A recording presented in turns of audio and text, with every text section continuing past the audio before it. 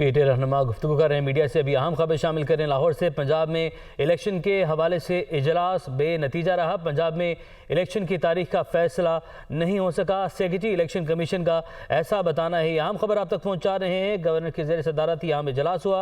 Deputy bureau chief Lahore Hasan Raza हमारे साथ मौजूद हैं। हसन, इजलास बेनतीजा रहा। जी बिल्कुल, इजलास में कोई जो है वो फैसला नहीं हो सका कि पंजाब के इंतखाबात कब होंगे। बल्कि जब secretary election commissioner Umar Hamid Khan से जब बात हुई तो उन्होंने ये बताया दुनिया न्यूज़ से बातचीत करते हुए कि इजलास में तमाम आइनी और कानूनी पहलुओं का जायजा लिया गया है और अब दोबारा जो अदालत की तरफ से फैसला आया था उसकी तशरीह और मजीद वजाहत के लिए दोबारा जो है वो लाहौर हाई कोर्ट से रुजू किया जाएगा। ये आज के जो गवर्नर हाउस में इजलास जारी रहा, तकरीबन लगभग 1 घंटे तक इजलास जारी रहा, जिसमें ये तमाम आईनी और कानूनी पहलुओं का जायजा लिया गया। अगर देखा जाए तो गवर्नर पंजाब मोहम्मद बलीगुर रहमान खुद भी मुकम्मल तैयारी के साथ आए थे और इनके साथ इनके डायरेक्टर लॉ और डीजी लॉ जो गवर्नर हाउस के होते हैं वो भी यहाँ पर मौजूद थे। Chief secretary Punjab, IG Punjab भी मौजूद थे और DG law, director law, election commissioner of Pakistan, secretary election commissioner of Pakistan भी मौजूद थे। तमाम तर पहलुओं का जायजा लिया गया। आर्टिकल 105 का हवाला दिया गवर्नर पंजाब ने। फिर उसके बाद गवर्नर पंजाब ने यह कहा कि मैंने असम्बली तहलील नहीं की, असम्बली खुद ब खुद तहलील होगी। आइन ये कहता है कि यहाँ पर आइन खामोश है। हसन, आप हमारे साथ ही मौजूद रहिएगा। आपको बताएं कि पंजाब में इलेक्शन की तारीख का फैसला नहीं हो सका। सेक्रेटरी इलेक्शन कमीशन का ऐसा कहना है। उनका क्या कहना था ये आपको सुनवाते हैं।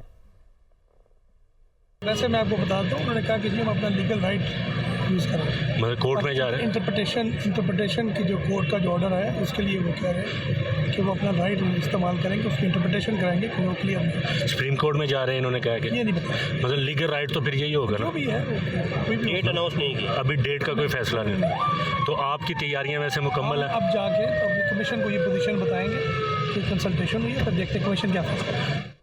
तो सेक्रेटरी इलेक्शन कमीशन का क्या कहना आप लोगों ने जाना, आप लोगों ने सुना। हमारे साथ ब्यूरो चीफ इस्लामाबाद अदील वड़ाइच भी मौजूद हैं, उनकी जानिब बढ़ते हैं। अदील बताएगा, अब जो इजलास था, अहम इजलास था, सब नज़रें जो थी इस इजलास पर टिकी थी कि शायद आज कोई फैसला, आज कोई तारीख मिल जाए, लेकिन इजलास पे नतीजा रहा और सेक्रेटरी इलेक्शन कमीशन ने कहा कि फैसला नहीं हो सका। गवर्नर ने इस बारे में सोचा है, आईनी और कानूनी पहलुओं का जायजा लिया।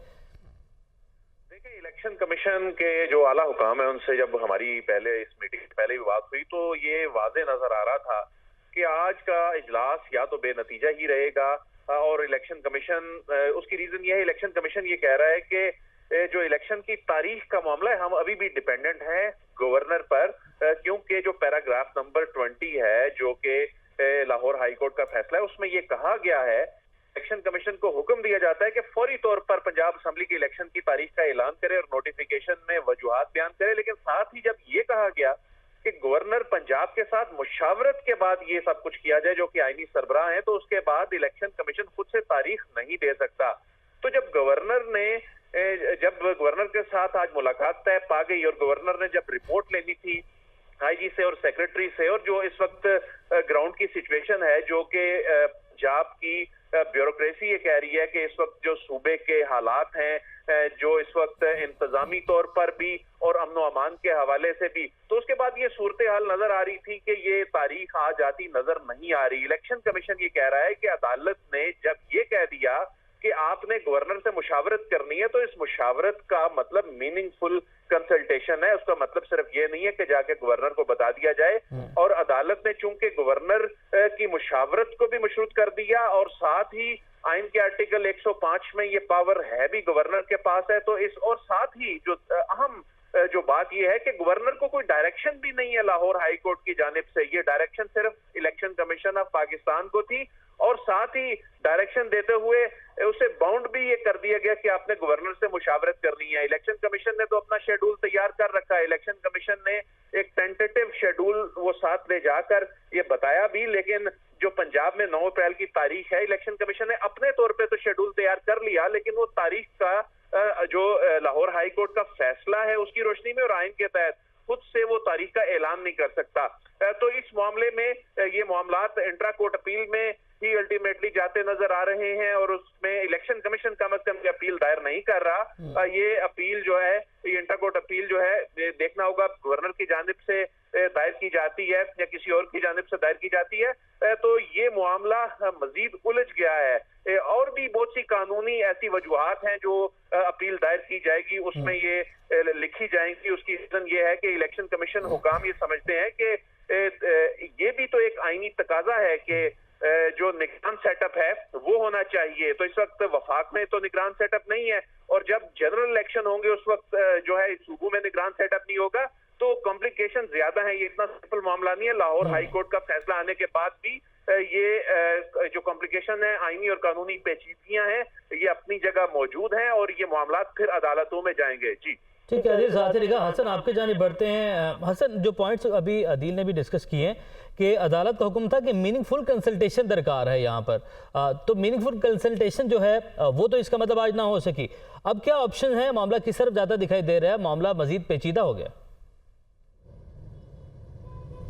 देखिए, बाकायदा गवर्नर हाउस के जो जिम्मेदारान हैं उनसे जो मुझे मैसेज मौसूल हुआ उसके मुताबिक इजलास में फैसले की तशरीह और वजाहत के लिए लाहौर हाई कोर्ट से रुजू करने का फैसला किया गया है। ये आज जो इजलास हुआ, ये हुकाम ये बता रहे हैं कि ये इजलास में बाकायदा फैसला हो चुका है, क्योंकि जब आइन के आर्टिकल 220 का हवाला दिया गया, 105 का हवाला दिया गया, तो उसमें ये चीज़ मद्देनजर रखी गई कि क्या हम तारीख देने के पाबंद हैं। अगर तेरी तारीख देने के पाबंद नहीं तो फिर जो लाहौर हाई कोर्ट के अहकाम हैं कि इलेक्शन 90 रोज़ में कराने हैं तो तारीख कौन देगा। इसके हवाले से मजीद जो है वो वजाहत तलब है, जिसके मामला ये तय पाया, क्योंकि जब चीफ सेक्रेटरी पंजाब ने भी बीच में मुदाखलत की और ये बात की, उन्होंने वाज़ह की कि हम तो पाबंद हैं आइन के आर्टिकल 220 के तहत, जो भी इलेक्शन कमीशन ऑफ पाकिस्तान हमें डायरेक्शन देगा हम उस पर अमल दरामद करवाएंगे। आईजी पंजाब ने भी यही बात की। आज जब यहाँ पर इजलास जारी था तो जो वहाँ पर मौजूद जराए हैं वो ये बता रहे हैं, आईजी पंजाब ने भी यही कहा कि हम भी हर तरह की सहूलियात देने के पाबंद हैं और मुकम्मल तौर पर जो है अमन अमान की सूरत हाल बरकरार बेहतर बनाई जाएगी, बरकरार रखी जाएगी। इस हवाले से वज़ीर आला पंजाब भी गुज़श्ता रोज़ ये वाज़ह तौर पर कह चुके हैं कि अगर मुझे 7 दिन का भी टाइम दिया जाए, 15 दिन का भी टाइम दिया जाए तो हम इलेक्शन करवा सकते हैं, लेकिन तारीख कौन फाइनल करेगा। दरअसल मसला ये बना पड़ा है, जिसकी वजह से लाहौर हाई कोर्ट में ये रिट दायर हुई और writ election commission of Pakistan में बाकायदा फैसला हुआ। आज जो तफसीली जायजा लिया गया, इससे दोबारा जो है इलेक्शन कमीशन ऑफ पाकिस्तान जो फैसला आज हुआ है, ये election secretary election commission Umar Hamid Khan election commission of Pakistan के सामने ये मामला रखेंगे कि ये इजलास में फैसला हुआ है, और फिर वहां से जो है वो दोबारा लाहौर हाई कोर्ट से रुजू किया जाएगा। जहां से फैसला आया उनके सामने रखा जाएगा कि इसकी तशरीह करें कि तारीख कौन देगा, क्योंकि गवर्नर तो आईनी होता है और वह ये पहले ही वाज़ा कर चुके हैं कि मैं तारीख देने का पाबंद नहीं हूं और आइन की रूह के मुताबिक मैं चलूंगा, तो मैं तारीख नहीं दूंगा। और इसी तरह इलेक्शन कमीशन ऑफ पाकिस्तान कहता है हम भी तारीख नहीं दे सकते क्योंकि ये गवर्नर पंजाब की जिम्मेदारी है। एक दूसरे की तरफ मामला जो है वो फेंकते दिखाई दिया, एक दूसरे की तरफ फेंकते दिखाई दिया गया है, मजीद पेचीदा हो गया। हसन रजा हमारे साथ मौजूद थे, डिप्टी ब्यूरो चीफ लाहौर, और अदील वड़ाइच, ब्यूरो चीफ इस्लामाबाद। आप दोनों का शुक्रिया।